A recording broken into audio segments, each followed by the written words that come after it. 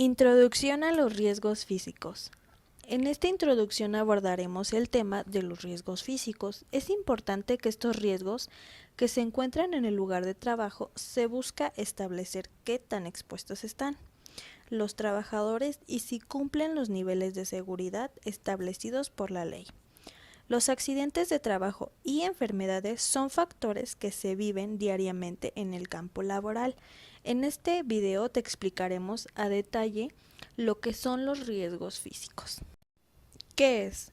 Los riesgos físicos son todos aquellos factores ambientales que dependen de las propiedades físicas de los cuerpos y que actúan sobre el trabajador y pueden producir efectos nocivos de acuerdo con la intensidad y tiempo de exposición. ¿Qué son los riesgos de sonido?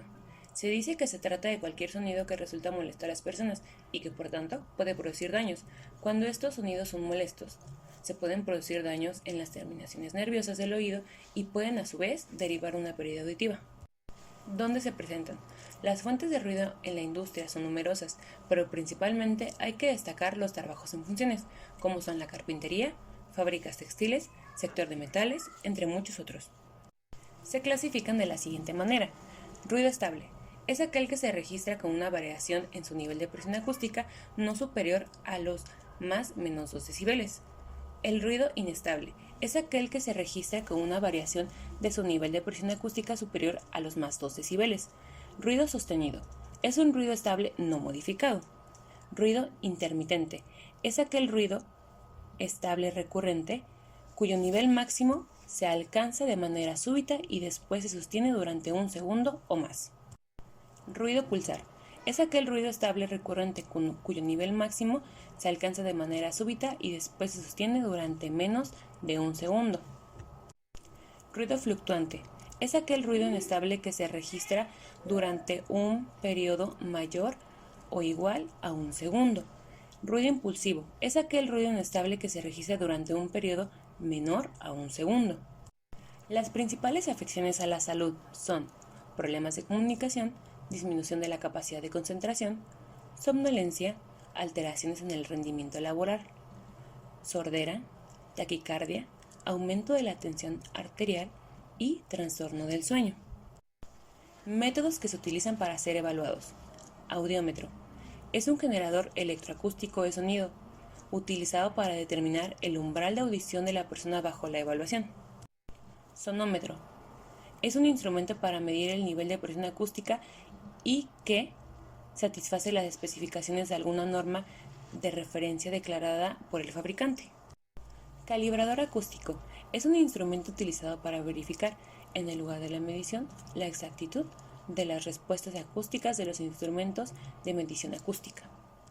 La normatividad que los regula es la Secretaría de Trabajo y Previsión Social, norma oficial mexicana, NOM 11 STPS 2001, condiciones de seguridad e higiene en los centros de trabajo donde se genere ruido. Hola, yo voy a hablar sobre las condiciones térmicas. Bueno, las condiciones térmicas nos habla sobre la situación ambiental capaz de producir pérdida o aumento de calor en el cuerpo humano, debido a que las altas o bajas temperaturas pueden romper el equilibrio térmico del trabajador y así tiende a aumentar o disminuir su temperatura corporal central. Estas condiciones están expuestas al ser humano.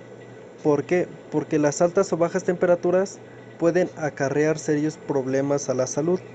Por eso es necesario proteger la integridad física de los trabajadores expuestos a temperaturas ambientales extremas con motivo de sus actividades laborales. Para esto determina las condiciones térmicas elevadas o abatidas, que son sometidas a los trabajadores y así poder establecer medidas preventivas correspondientes.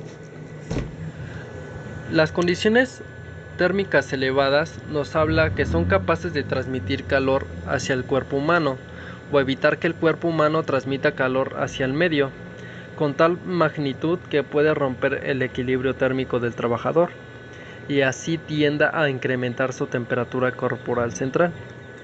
Un ejemplo de las condiciones térmicas elevadas puede ser la fundición de tortillas, fabricación de vidrio o las lavanderías. En el caso de las condiciones térmicas abatidas, nos habla que son capaces de producir pérdidas de calor en el cuerpo humano debido a que las bajas temperaturas pueden romper el equilibrio térmico del trabajador y tiende a disminuir su temperatura corporal central. Un ejemplo de las condiciones térmicas abatidas puede ser los almacenes fríos, mataderos o laboratorios.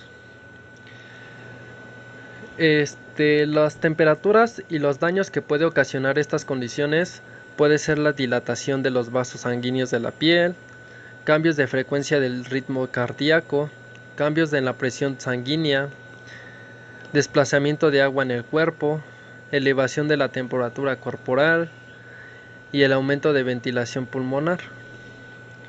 Estas condiciones son reguladas por la norma oficial mexicana de seguridad y salud, que son las condiciones térmicas elevadas o abatidas y las condiciones de seguridad e higiene. ¿Qué son los riesgos de iluminación? Una iluminación inadecuada constituye un riesgo en cuanto a la apreciación errónea de la posición, forma o velocidad de un objeto que puede provocar errores y accidentes. En la mayoría de estos casos es debido a la falta de visibilidad y deslumbramiento. ¿Dónde se presenta? Se presentan por deficiencia o inadecuada iluminación en las áreas de trabajo. Esto puede ser en cualquier empresa.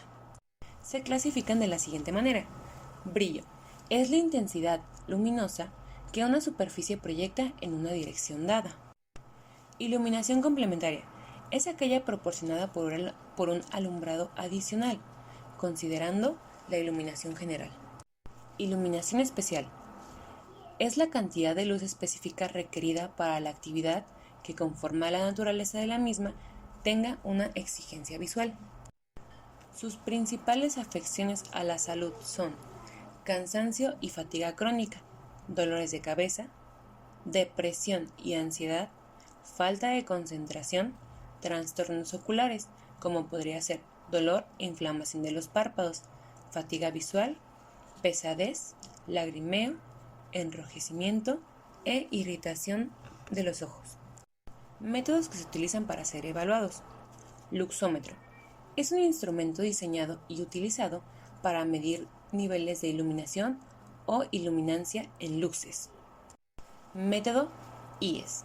Se utiliza para evaluar el nivel de iluminación promedio en el área de trabajo, con base en la geometría del área y la disposición de las luminarias. Método de la constante del salón.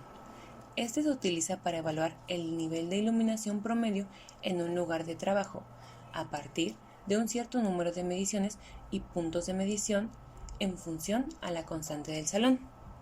La normatividad que los regula es la norma oficial mexicana, NOM 025 STPS 2008, condiciones de iluminación en los centros de trabajo. Ahora hablaremos sobre los riesgos eléctricos. Bueno, los riesgos eléctricos se refiere a la posibilidad del contacto del cuerpo humano con la corriente eléctrica, ya que esto puede resultar un peligro para la integridad de las personas o de los trabajadores. Este riesgo puede ser susceptible, ¿por qué? Porque puede ser producido por instalaciones eléctricas o cualquier dispositivo eléctrico bajo tensión, con potencial de daño suficiente para producir electrocutación, quemaduras o hasta la muerte. Bueno, estos riesgos eléctricos se pueden presentar en cualquier parte laboral, ya que en todos los trabajos se ocupa energía eléctrica, ya sea tanto en las máquinas como los objetos o las plantas. Y bueno, los riesgos eléctricos se clasifican en dos, que es el contacto directo o indirecto. El contacto directo se da cuando una persona toca un conductor o instalación o elemento eléctrico bajo tensión directa. El indirecto nos habla que se produce al tocar partes metálicas, ya que son conductores de electricidad, como puede ser las máquinas, carcasas, etcétera. Pero pues teniendo en cuenta esto, tiene muchas afectaciones a la salud, ya que puedes causar asfixia o quemaduras de primer grado o hasta la muerte. Para esto Este riesgo los regula la norma oficial mexicana número 29 del 2011, que es el mantenimiento de las instalaciones eléctricas en los centros de trabajo, condiciones de seguridad. Buenos días compañeros, yo les voy a hablar sobre los riesgos de radiación ionizante. Los riesgos de radiación ionizante es la liberación de electrones mediante la emisión de energía de forma de ondas y en partículas que se producen en forma natural en los materiales que conocemos como radiactivos, como pueden ser el suelo, el agua y la vegetación, y de forma artificial los que son creados por el hombre, así como son los rayos X. La norma que regula este riesgo es la norma oficial mexicana 012 STPS de 1997, que nos habla sobre las condiciones de seguridad e higiene en los centros de trabajo donde se produzcan, usen y almacenen o transporten fuentes de radiaciones ionizantes. Las principales afectaciones a la salud pueden ser náuseas, daños en la médula ósea, pérdida del apetito, infección en los glóbulos blancos. En algunos casos pueden ser más graves en el tiempo de exposición. En cuanto es mayor, causa un mayor daño. Puede deteriorar el sistema nervioso central y algunas veces puede ocasionar la muerte. ¿Dónde se pueden presentar sus principales fuentes generadoras? Se presentan normalmente en el suelo, en el agua, en la vegetación y en los rayos X. El siguiente tema es el riesgo de radiación no ionizante. Las radiaciones son electromagnéticas y no tienen la energía suficiente para ionizar la materia. Esto quiere decir que no pueden afectar el estado natural de los tejidos vivos. La normatividad que regula este riesgo es la norma oficial mexicana 013 STPS de 1993, la cual es relativa a las condiciones de seguridad e higiene en los centros de trabajo donde se generen radiaciones electromagnéticas no ionizantes. ¿Cómo se clasifican estas? Se pueden clasificar como radiación electromagnética, campo electromagnético y radiofrecuencias. ¿Dónde se pueden presentar? Se puede presentar en campos eléctricos y magnéticos estáticos, como pueden ser los imanes y los conductores de corriente eléctrica continua. También se pueden presentar en el microondas, en la luz infrarroja, la luz ultravioleta y los calentadores y lámparas de insolación industrial. Los métodos por los cuales pueden ser analizados son los campos hectométricos y decamétricos, los cuales analizan las bandas y ondas métricas en las cuales representa la frecuencia. Las principales afectaciones a la salud pueden ser en el sistema nervioso, pueden ocasionar enfermedades como el Alzheimer y esclerosis múltiple y pueden afectar las células. El riesgo de esto es que descomponen y van destruyendo las células poco a poco hasta que su metabolismo empiece a fallar y el ciclo de la vida celular se reduzca. Vibraciones. La vibración es transmitida al cuerpo entero. Es la vibración mecánica que cuando se transmite a todo el cuerpo conlleva riesgos para la salud y la seguridad de los trabajadores. En particular, estas lesiones se ven reflejadas en las lumbalgias y lesiones de la columna vertebral. Conclusiones.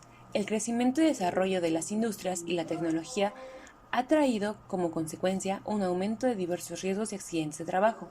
Estos riesgos son múltiples y variados. Su aplicación depende de diversos factores, de los cuales los tres principales son el equipo técnico, el medio ambiente de trabajo y el trabajador. Debemos considerar que la prevención de accidentes es problema de todos, y no solo un problema que afecta a un trabajador aislado. Todos debemos ser comprometidos en la acción de prevención, desde el trabajador hasta el directivo. La acción de seguridad y prevención debe extender los muros de la empresa y llegar hasta el hogar, la familia y la sociedad. Debe promoverse la formación de seguridad en donde cada trabajador, cada grupo de trabajo y empresa velen por la seguridad. de tal forma que haya una autoprotección en forma espontánea.